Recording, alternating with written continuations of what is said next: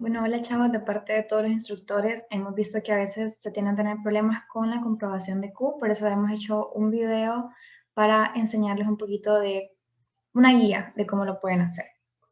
Previamente, ya ustedes en el laboratorio sacaron el calor total que les estaba dando la estufa, de acuerdo a la potencia que tenía la estufa, ustedes lo habían puesto según las tablas que se les habían dado, y esto es multiplicado por el tiempo que tardó la estufa en que nuestra sustancia llegase a su punto de ebullición, ¿ok?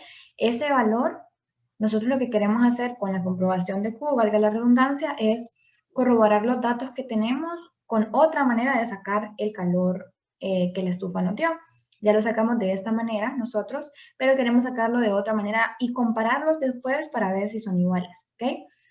O si son parecidos. Muchas veces le van a dar un poquito más, un poquito menos, pero no se preocupen, con tal se parezcan, todo va a ser bien. Entonces, vamos a comenzar. Habíamos visto anteriormente que en la curva de calentamiento tenemos varias partes, unas en las que tenemos cambio de temperatura, como las que están subrayadas aquí en morado, y hay unas que tenemos solamente un cambio de fase, como las que están subrayadas aquí en verde.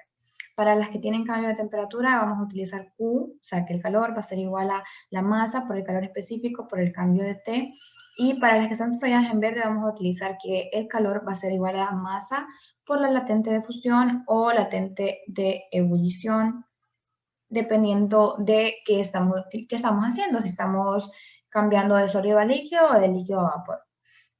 Entonces, es muy importante que reconozcamos para qué va a ser cada una. Esta va a ser para lo morado y esta va a ser para lo verde, ¿ok? Entonces lo voy a subrayar aquí. Ahora, este calor específico del que estamos hablando aquí lo vamos a sacar mediante las pendientes de Q versus cambio de T. Eso ya fue explicado en el laboratorio y es solamente para que adquieran el dato que van a utilizar aquí. Siempre que yo me refiera a que vamos a utilizar la morada, es esta, ¿verdad? Y la verde es esta. Y siempre que diga la morada, acuérdense que el calor específico ustedes ya lo tuvieron que haber calculado anteriormente con la pendiente de la recta de Q versus cambio de T. Ahora, vamos a seguir y vamos a ejemplificar para cada uno de los casos que nosotros tenemos, ya sea agua, alcohol o benceno, porque muchas veces hay confusión en cuanto a cuándo estamos en un punto de fusión o cuándo estamos en un cambio de fase o cuándo estamos en un cambio de temperatura. Entonces, para nosotros identificar eso, vamos a hacer un ejercicio en este video. En cuanto a lo primero que sucede es que tenemos hielo a -10, ¿ok? Cuando tenemos hielo a -10, este va a pasar a 0. Este va a ser un cambio de temperatura, ¿ok? De -10 a 0, ustedes lo van a ver como corre el termómetro. Sin embargo, no hay cambio de fase. El hielo siempre se mantiene en hielo. Entonces, lo vamos a ponerle que es un cambio de temperatura. De temp, le voy a poner. Y como es un cambio de temperatura, vamos a utilizar la ecuación morada. Siempre voy a poner como este moradito para que sepamos lo que vamos a utilizar, ¿verdad? Luego vamos aquí y nos fijamos. Este es un cambio de fase. ¿Por qué lo sé? Porque no hubo cambio de temperatura entre esas dos imágenes y lo van a ver ustedes en su práctica. Hay un momento en el que se queda siempre en cero. Eso significa que no hay cambio de temperatura, pero se van a fijar que el hielo se está derritiendo. Eso significa que hay un cambio de fase, o sea, de sólido a líquido.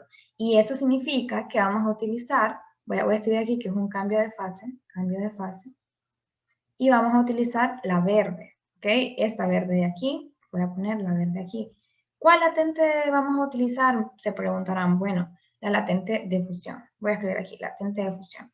Esa ya la tienen ustedes en sus tablas, entonces yo espero que la puedan identificar. De ahí, también es de recordarles que el calor específico que van a utilizar aquí, que dice M por C por cambio de T, esa C sí se las estamos dando. Esa no la tienen que sacar por Q versus cambio de T, porque esta C es la del hielo, calor específico del hielo. Ustedes lo que van a sacar es calor específico del agua, ¿ok? Entonces, luego de tener cambio de temperatura en hielo, luego cambio de fase de hielo a agua o de hielo a agua líquida, por decirlo así, luego vamos a tener que el agua misma, ya líquida, va a pasar de 0 a 100. Y como ven, es un cambio de temperatura, porque sí vemos un cambio en el termómetro, ¿ok? 0 a 100. Y para ello también vamos a utilizar la moradita que decía, vamos a utilizar la moradita para Q, ¿ok? Voy a escribir aquí también para que no se nos olvide que es un cambio de temperatura. Y ya luego, como les decía, queremos corroborar que el que habíamos sacado aquí, Q, por la potencia que nos daba la estufa, por el tiempo que se tardó a llegar a su punto de ebullición o al 100, es igual a la suma de todas estas que tenemos aquí. En este caso son 3 Q diferentes. ¿Okay? Entonces vamos a sumar esta, con la otra. Yo ya tenía aquí como la suma de Q1 más Q2 más Q3 va a ser igual a la que habíamos sacado aquí de potencia por tiempo. Que no va a ser totalmente igual, puede ser porque pueden haber errores en la manera en la que estamos midiendo, errores instrumentales o errores en el simulador, pero no se preocupen, lo que importa es que sean pues similares, le voy a poner aquí como aproximadamente lo mismo, ¿verdad? Ahora, vamos a pasar ahora con, esto era agua, voy a escribir aquí, agua. Sin embargo, ahorita vamos a pasar con el alcohol. Vamos a poner un color verdecito para el alcohol. Entonces, eso es muy importante que lo veamos. Cuando el alcohol está en menos 10, a diferencia del agua, no manifiesta nada de sólido, no manifiesta hielo, no manifiesta alcohol líquido.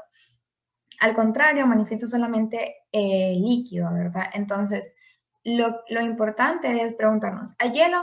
Ah, no, no hay hielo. Ok, entonces no va a pasar por un proceso de fusión. Tampoco va a pasar por un proceso de cambio de temperatura en el hielo. Lo que sí va a hacer es que va a cambiar de temperatura siendo líquido. Entonces, en todo el procedimiento, desde menos 10 hasta el punto de ebullición del alcohol, que posiblemente sea 78.3, y ustedes ya lo habían visto cuando hicieron el simulador que empezaba a tirar burbujitas aquí, ese es el punto de ebullición. Entonces, hasta ahí solamente vamos a tener un cambio de temperatura. O sea que vamos a utilizar la fórmula de Q igual a masa por calor específico por cambio de T. O sea, la moradita que decíamos antes, ¿verdad? Siempre voy a hacer como para seguir el color.